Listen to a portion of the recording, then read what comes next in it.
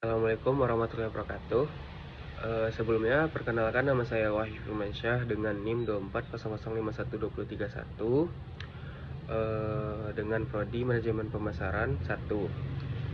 Baik, pada kesempatan kali ini saya akan membuat video presentasi ujian akhir semester proyek mata kuliah Teknik Pemasaran Internasional dengan dosen pengampu Ibu Melan Wahyu Diatri, SEME. Pada kesempatan ini saya mengambil judul proyek penyusunan strategi pemasaran internasional untuk produk lokal Indonesia.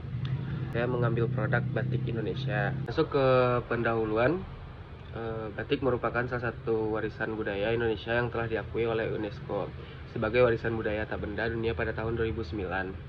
Selain memiliki nilai seni dan sejarah yang tinggi, batik juga merupakan komoditas yang memiliki potensi ekonomi besar untuk dipasarkan ke pasar internasional. Kita masuk ke profil produk dengan judul proyek penyusunan strategi pemasaran internasional untuk produk lokal Indonesia. Produknya yaitu batik Indonesia dengan negara tujuan Thailand. Nama merek yang saya ambil yaitu Batik Nusantara, yang dimana karakteristik produk kain batik yang ditawarkan menggunakan bahan dasar katun, prisma, dan sutra berkualitas premium yang dirancang khusus untuk segmen ekspor.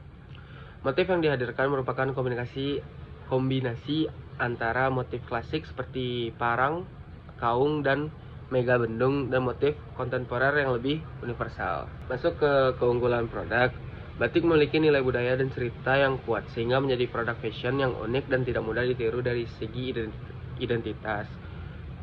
Pengakuan dari UNESCO sebagai warisan budaya tak benda dunia semakin meningkatkan kredibilitas serta daya tarik batik di pasar internasional. Masuk ke target pasar. Target pasar sendiri di Thailand mencakup wanita dan pria berusia 25 tahun sampai 55 tahun dengan tingkat pendapatan menengah hingga menengah atas yang ditingkat di kota-kota besar seperti Bangkok. Yang kedua, pemilihan negara tujuan ekspor. Negara tujuan Thailand, yang dimana fokus penetrasi awal pada kota-kota besar dan destinasi wisata utama seperti Bangkok, Chiang Mai, dan Phuket. Lanjut ke kondisi ekonomi. Perekonomi Thailand pada tahun 2025 tumbuh sebesar 2,4%, melambat dari 2,9% pada tahun 2024, dan diproyeksikan akan tumbuh sekitar 1,6 sampai 2% pada tahun 2026 di tengah tantangan tarif dagang Amerika Serikat. Terus masuk ke potensi pasar.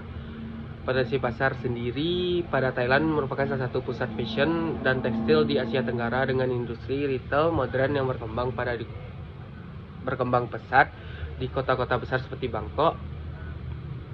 Terus sektor pariwisata Thailand yang besar membuka peluang penjualan batik sebagai produk souvenir dan fashion etnik di kawasan wisata dan pusat pembelanjaan. Terus masuk ke alasan memilih. Mengapa saya memilih Thailand? Karena kedekatan geografis dengan Indonesia membuat biaya dan waktu logistik lebih efisien dibanding pasar non-ASEAN. Keberadaan fasilitas perdagangan bebas ASEAN atau AFTA atau A3, di mana memberikan keringanan tarif impor untuk produk asal Indonesia. Yang ketiga, analisis lingkungan pemasaran internasional atau PEST. Yang poin pertama yaitu faktor ekonomi. Thailand merupakan negara pendapatan menengah atas dengan PDB per kapita sekitar 8.100 dolar pada tahun 2026. Terus masuk ke poin faktor sosial budaya. Masyarakat Thailand memiliki apresiasi tinggi terhadap produk bernilai seni dan budaya, tercermin dari berkembangnya industri kerajinan dan tekstil tradisional Thailand sendiri seperti kain sutra, taisik. Poin faktor politik dan hukum. Indonesia dan Thailand merupakan sesama anggota ASEAN sehingga produk tekstil dapat memperoleh preferensi tarif melalui Segma A3. Poin faktor teknologi. Tingkat penetrasi internet dan e-commerce di Thailand cukup tinggi dengan platform marketplace seperti Shopee Thailand, dan Lazada Thailand yang populer digunakan konsumen. Untuk ke yang keempat yaitu STP, yaitu segmentasi, targeting, dan positioning, yang dimana segmentasi dilakukan berdasarkan wilayah kota besar dengan kelompok usia 25 sampai 55 tahun serta konsumen yang menyukai fashion etnik dan ramah lingkungan. Target utamanya yaitu konsumen kelas menengah atas dan wisatawan di Thailand. Terus sedangkan positioning yang dipilih oleh The Authentic Heritage Fashion from Indonesia yaitu memposisikan batik sebagai produk fashion premium yang autentik, eksklusif, dan berkelanjutan. Baik, kita masuk ke strategi bauran pemasaran internasional atau 4P, di mana ada produk, price, plate, dan promosi. Yang pertama yaitu produk. Produk itu sendiri berupa kain batik, kemeja siap pakai, dan aksesoris seperti tas, dompet, masker, kain yang bermotif batik. Terus masuk ke harga, dimana penetapan harga menggunakan kombinasi cost based pricing dan value based pricing dengan harga premium untuk batik tulisan dan harga menengah untuk batik cap. Terus masuk ke flash atau distribusi, di mana distribusi langsung melalui kerjasama dengan impor atau distributor lokal di Bangkok. Penjualan melalui marketplace internasional seperti Shopee Thailand dan Lazada Thailand. Terus masuk ke promosi, yaitu promosi digital melalui media sosial dengan konten storytelling mengenai filosofi dan proses pembuatan batik. Masuk yang keenam, strategi digital marketing internasional, di mana platform media sosial seperti Instagram digunakan sebagai etalase visual utama untuk menampilkan motif, proses produksi, dan gaya pemakaian batik. Terus TikTok digunakan untuk konten short video, storytelling proses pembuatan batik, dan kolaborasi dengan kreator lokal Thailand.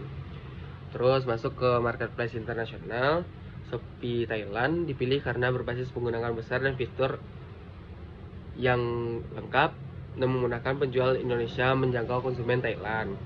Terus strategi promosi digital, di mana konten marketing berbasis storytelling budaya, paid advertising yang ditargetkan pada audiens Thailand berdasarkan minat fashion. Baik, kita masuk ke analisis SWOT atau SWOT.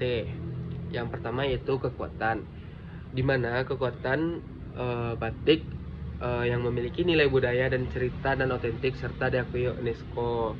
Terus variasi motif dan warna yang kaya, terus penggunaan bahan dan pewarna alami. Kelemahannya sendiri yaitu kapasitas produk batik tulis terbatas karena proses manual memakan waktu. Terus brand awareness batik di pasar Thailand masih rendah dibandingkan pasar tradisional di Amerika Serikat dan Eropa. Terus masuk ke peluang, di mana fasilitas tarif preferensi ASEAN atau A3 menurunkan biaya masuk. Terus sektor pariwisata Thailand yang besar menemukan segmen souvenir premium. Terus pertumbuhan e-commerce dan media sosial di Thailand memudahkan promosi. Masuk ke ancaman, di mana persaingan dengan produk tekstil bermotif etnik dari negara lain seperti India, Malaysia, terus Thailand sendiri yaitu Thaisik. Terus risiko peniruan motif tanpa perlindungan kekayaan intelektual. Terus pelemahnya daya beli akibat perlambatan ekonomi dan tingginya utang rumah tangga di Thailand. Kita masuk ke yang ke-8 yaitu simulasi harga ekspor. Berdasarkan simulasi perhitungan harga ekspor, total pokok ekspor satu potong kain batik adalah sekitar 380 atau setara 23,75 dolar Amerika Serikat. Dengan margin keuntungan sebesar 30%, harga FOB Jakarta menjadi sekitar 494.000 atau 30,88 dolar Amerika Serikat. Di pasar retail Thailand, harga jual diperkirakan dengan harga kisaran 750 sampai 950 per potong, sehingga masih bisa kompetitif pada segmen fashion high-tech premium. Terus masuk ke yang ke-9, rekomendasi strategi pemasaran, yang dimana bisa membangun brand story yang kuat melalui konten digital berupa video, foto, atau narasi yang menonjolkan keaslian dan filosofi budaya batik agar konsumen Thailand memahami nilai lebih dari sekedar motif kain. Terus melakukan kolaborasi strategis dengan desainer fashion atau influencer lokal Thailand untuk menciptakan koleksi kapsul yang memadukan motif batik dengan gaya berpakaian Thailand modern. Terus mendapatkan hak kekayaan intelektual atas motif eksklusif yang digunakan untuk pasar Thailand guna mencegah peniruan dan melindungi nilai keaslian produk. Demikian video presentasi yang dapat saya sampaikan. Mohon maaf bila ada kata-kata saya yang salah. Saya tutup dengan wassalamualaikum warahmatullahi wabarakatuh.